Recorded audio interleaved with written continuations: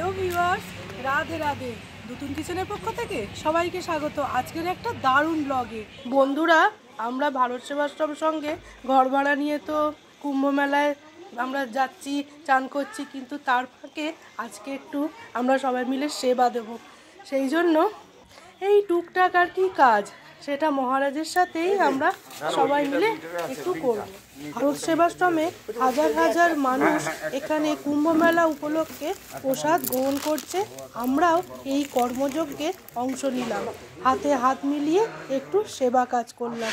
এই কুম্ভ মেলা উপলক্ষে যে কাজ হচ্ছে না, এই রকম কিন্তু রোজ হয় না। এটা 2 মাস ধরে এত ভিড়, সে এখানে সবাই প্রসাদ পায়, যারা টেন্টে আছে তারা, আর যারা এখানে রুম নিয়েছে তারাও। 3 বেলা ধরেই প্রসাদ খাওয়ানো হচ্ছে। সকালবেলার ব্রেকফাস্ট, দুপুরবেলার লাঞ্চ আর রাত্রিরের ডিনার।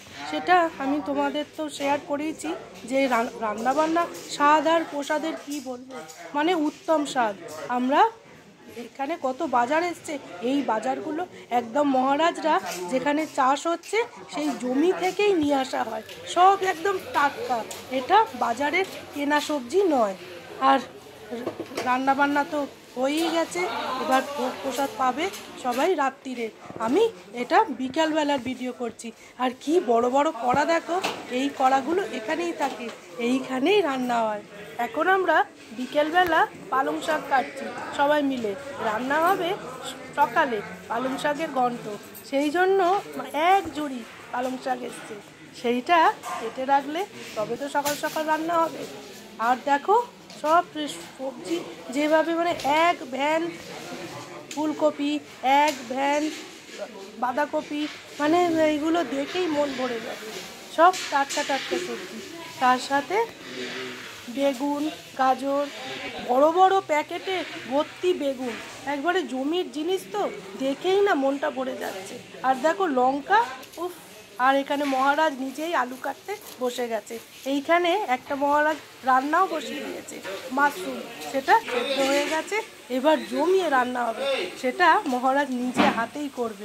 আমরা যখন রাত্রিরে খেয়েছি অসাধারণ হয়েছিল মাশরুম রান্নাটা।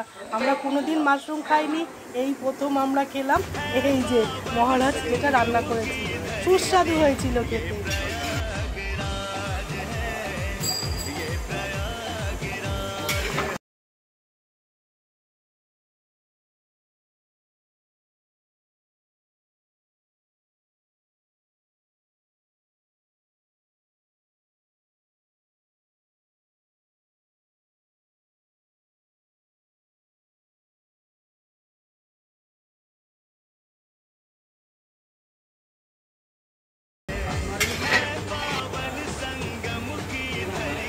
হ্যাঁ,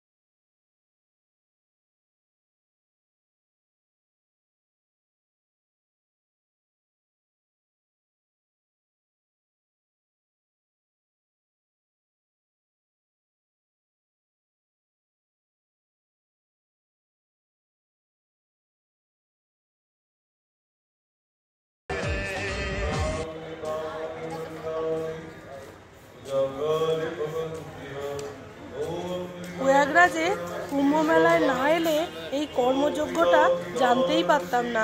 আর সন্ধেবেলার সন্ধ্যা আরতি, যেটা তোমাদের আমি পরের ভিডিও শেয়ার করে দেবো। কি যে ভালো লাগলো।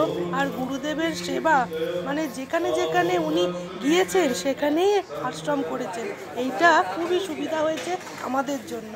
এইবার রাত্রিবেলা ভোগ প্রসাদ পাওয়ার জন্য বহু মানুষ ভোগ প্রসাদ খেতে বসে পড়েছে। এইবার আমরাও খেয়ে নেবো। কি যে স্বাদ!